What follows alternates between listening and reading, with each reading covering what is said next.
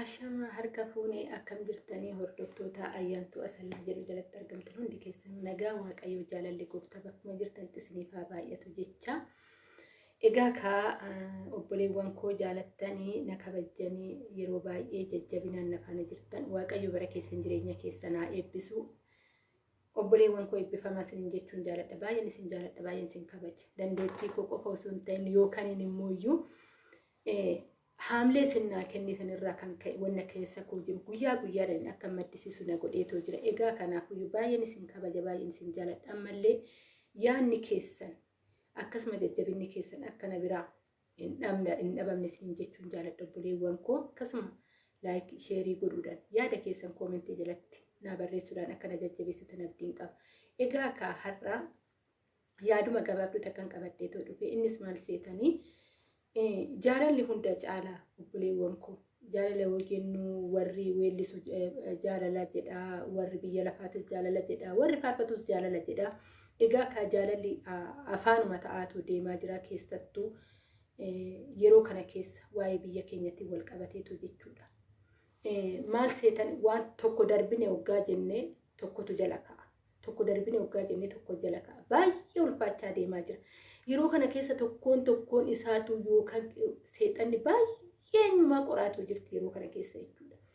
Garuu qormaata kana keessa yoo jabaanne darbina, yoo tokko taane darbina, yoo wal dhaggeeffanne darbina. Rabbi akka wal dhaggeeffannu rabbiin nu haa gargaaru jechuun jaaladha. Jaalalli tokkummaan biyya ijaara, quncee fi qunceenuu walitti dhufteet harba hiiti akkuma jedhamu sana. Egaa kaan amantaadhaan walitti fiduu yaalaa, kaan iristiidhaan walitti fiduu yaalaa. Yeroon kun yeroo waa'ee iristii yookaan immoo kabajaa keenyaa boonyuu miti yeroon kun. Yeroon kun kan kana caaluyyuu waa baay'een biyya keenya keessatti ta'e, wanni nama gochisu biyya keenya keessatti waa baay'ee ta'e. Gaafa molokseen hookan nagahee addunyaan kun nagahee jettee gadaamii galteetoo erga gadaamii galaniin booda gudeedamanii kun hin bochifne, kun karaa irratti nu baafne, kun hiriira nu baafne, wanta addaatitu hiriira nu baasuu hin qabu. Maal seetan obboleewwan koo waa hubachuu qaba dhaloonni kun. Inni kunis maal seetan macaafa qulqulluutti deebi'a, macaafa qulqulluu dubbisa. Macaafni qulqulluun gaafa dubbistan bara uumamaan walitti sin buusu, obboleessa keetiin obboleettii keetiin walitti sin buusu. Macaafni qulqulluun maal jedha? Ati biyya lafaatirraayi yookaan ati biyya lafaatirraa qooda hin qabdu. Ati dukkaana kee bootaa itti buufattee too jiraattu biyya lafaatii hin dhabini. Ati garuu mootummaan kee bara baraan taa'ee kan si eeggatu ni jira jedha. Yookaan jireenya biyya lafaati yookaan iddoo boru dhiifnee deemnu jecha wal deddeebi'u isa sanuuyyuu wanni nuu gala hin jiru. Keessa ijoolleen miidiyaa gubbaarra jiru ofumaa yaada wal gufachuu deemna. Icciitii isaatuyyuu gadi fageenyaniin qorannee wanni beeknu tokko hin jiru. Tariitii warroonni hookan amantaa kana gaggeessan icciitii kana waa'ee hubatanii too qabantaa. Nuti garuu warroonni xixiqqishuun hoggaan jedhu umurii miti yaada bilchaataa yookaan immoo macaafa qulqulluu dubbisuu bilchaataa dhabuurraa kan ta'e wal quqquu hin qabnu, wal dhibuu hin qabnu. Fakkeenyaaf macaafa qulqulluurraa hoggaaraallee Isiyaaq Abrahaam abbaan isaa boolloo sadii qotee barri tokko yookaan barri beeliin dhufa yookaan barri bishaan hin jirre dhufa jedhee boolla sadii qotee gadi fageessee qotee qadaadii hoggaa dhiisu.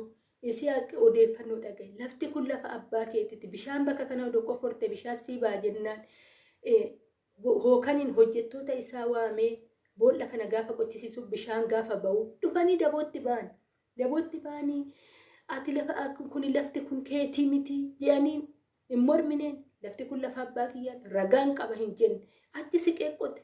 Gaafa achi siqee qotu sammas bishaantu ba'ee gaafa sanis immoo kun keetii miti jedhanii ari'atan deemee boolla sadaffaa qotee itti boqatee itti eebbifame. Kanaafuyyuu hoofa qaqgeette yookaan hoggaatti siqxee eebbatu jira. Wanni biyya lafaatiin walitti si kukkufsiisin jiru yaa obboleessa yaa obboleettii kan Kiristoosiif waammatte. Egaa kaamee asumarraa macaafa qulqulluu keessaa Qorontos tokkoffaa boqonnaa 3 lakkoofsa 16 fi 17 dubbisa. Maqaan Waaqayyoo kan ulfaate haa ta'u bara baraan. Yeroo kamiyyuu haala mijanne keessanuyyuu haala mijatu kan namaa godheetu nama jiraachisu Waaqayyo qofaadha. Diinni akka jiraannu nu ayyameetii miti yeroo baay'ee akka jiraannu kan nu gargaare Waaqayyoodha. deemaa hanga handara lafaatitti jedheetu jira. Hanga handara lafaatitti kan nu dhaabu hin jiru deemnee wangeela labsuu hin dandeenye. Wangeelli nama hin yeellessu. Wangeelli eenyumaayyuu hin leellessu. Wangeelli eenyumaa hammataan quxusuun hin jiru Waaqayyo biratti. Eenyumtuu uumaa Waaqayyooti. Rabbi eenyumaayyuu tokko godheetoo uume ati kana jedhee tokko gadi qabee tokko ol hin qabne. Ija ati kiristaana taateef ati ol kaatitoo kan immooyyuu kiristaana hin taane gadi ta'aa miti. Ija Waaqayyoo fuulduratti hunduuyyuu tokkodha. Ija tokkos ilaala Waaqayyo. Kanaafuyyuu maal jedhaa biyya lafaati yookaan immooyyuu iddoo jireenyaatti fakkaateffan isin mana qulqullummaa lakkoofsa 16 gubbaarratti maal jedhaa Qorontos boqonnaa 3 lakkoofsa 16 gubbaarratti isin mana qulqullummaa Waaqayyoo akka taatan hafuurri Waaqayyoo isin keessa buufate akka jiru hin beektaniiree jedhee isin gaafata. Atuyyuu mana qulqullummaa Waaqayyooti iddoo qulqullummaa yookaaniin ati gaafa ati yookaan gaafa qoshooshte yookaan gaafa ati xuroofte manni Waaqayyoo xuraa'e yookaan iddoon Waaqayyoo xuraa'e jedhama malee si iddoon bultii Waaqayyoo siidha. Kan Salamoon Yesuus Kiristoos ni dhufa jedhee oggaa meeqa itti xaaree hinsaa yookaan immooyyuu fooqii warqiidhaan ijaaree jedha. Warqiidhaan ijaaree gaafa eegu Yesuus Kiristoos sanaan dandaqa. Warqiin kun fooqi irratti ni kufaa jedhe. Kanaafuyyuu manni kun guyyaa 3 keessatti kufuu ni danda'a jedhe. Inni oggaa meeqa kan itti xaar guyyaa 3 keessatti akkamitti kuffisa? Inni kanaan warqii kanaan beeta maqdis yookaan mana qulqullummaa inni warqiidhaan ijaaree akkamitti akkana jechuu danda'a jedhan warroonni duukaa isaa bu'an. Yesuus Kiristoos yeroo baay'ee lafa onaa filata. Wangeelli lafa onaa keessatti labsama malee iddoo namni yookaan walga'ee yookaan iddoo michooti yookaan iddoo atumti foon keetii si mijatetti miti wangeela kan labsitu. Kanaafuyyuu homaa tokkoof hin dinqisiifatin biyya lafaa yaa obboleessa yaa obboleetti. Obboleessa kee hin amanne hammadhu. Jaalalaan biti. Jaalalli hunduma caala waan ta'eef jaalala eenyurraa baratte isa duuka buutu. Ati immooyyuu akka hoolota abbaan qabneetii miti gaafa tokko abbaan kee dhufe si sabata. Walitti si qabata. Kanaafuyyuu obboleessa kee obboleettii kee jaalalaan qabadhu. Ati iddoodhaaf hin dhiphatin yookaan bootaan kuni kooti kuni keeti iristi biyya lafaa wajjin wal hin dorgomin. Ati jilbaan waa baay'ee kan bittu. Kiristaanni wanni waa baay'eetu jira. Itti gaafatamummaa dhaloota kana waan gaarii dhaalchisuu qaba waan ta'eef wanni boonyu baay'ee jira. Wanni kadhannu baay'ee jira. Biyya keenya nageenya boqonnaa warroota waliigaltee hin qabne waliigaltee akka qabanii wanni boonyu baay'eetu jira. Wanni nu boochisu baay'ee jira.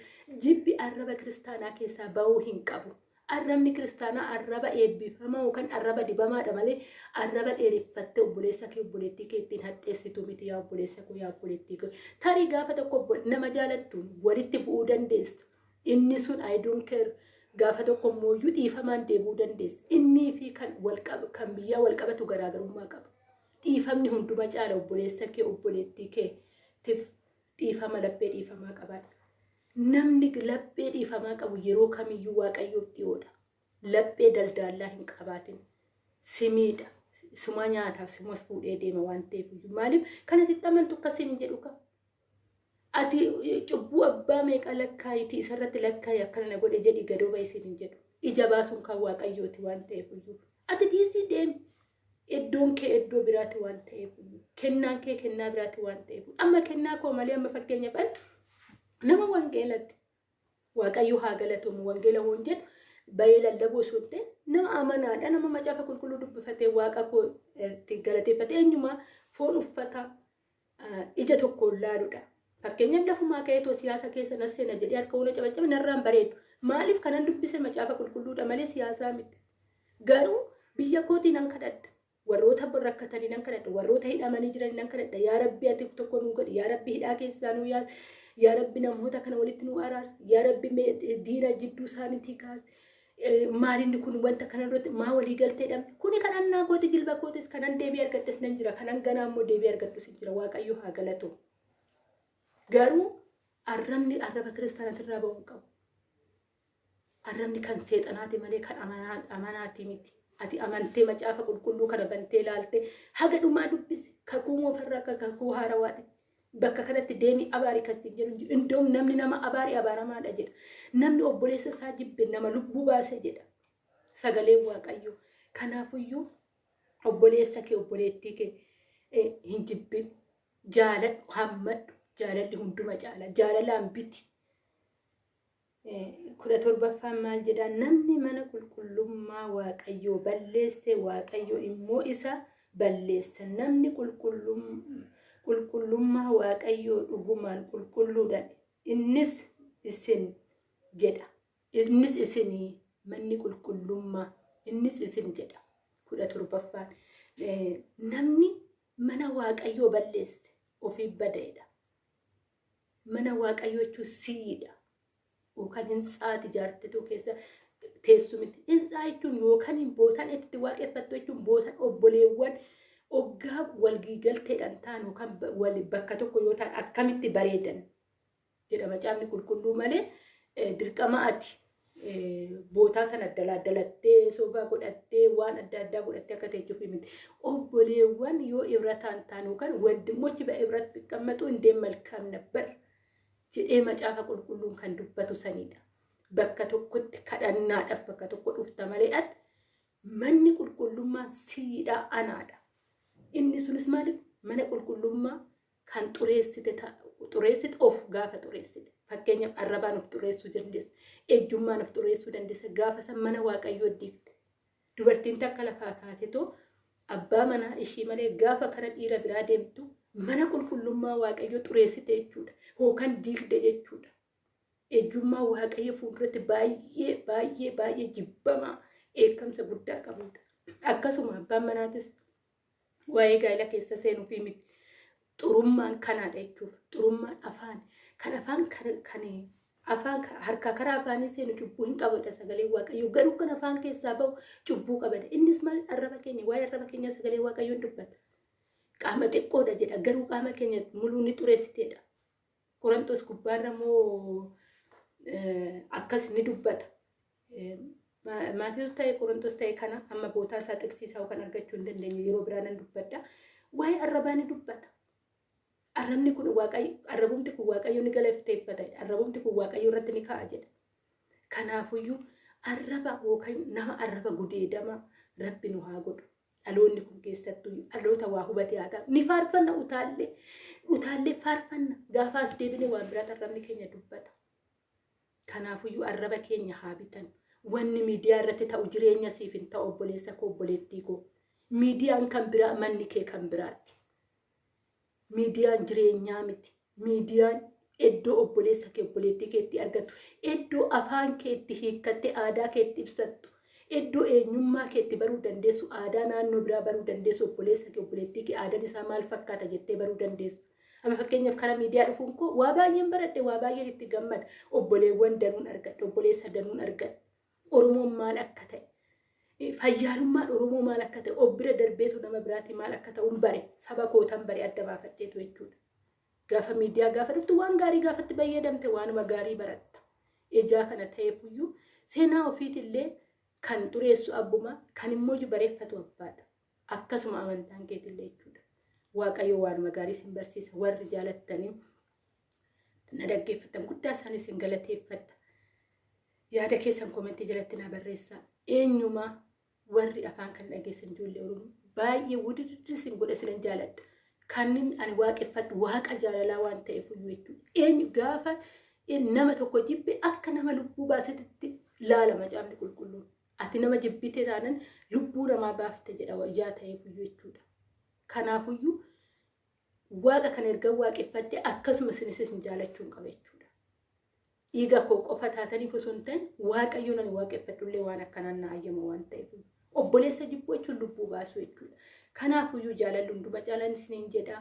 Haga viidiyoo biraatti walitti deemnutti nagaa waaqayyoo jaalalli gooftaa bakkuma jirtanitti isiniif haa baay'atu isiniin jedha. Ayyaantu asaayilaatti turtiin isin faana godha. Laayik sheerii godhuudhaan na jajjabeessaa. Koomentii keessaan yaada keessan koomentiidhaan na barreessaa isiniin jechuun jaaladha.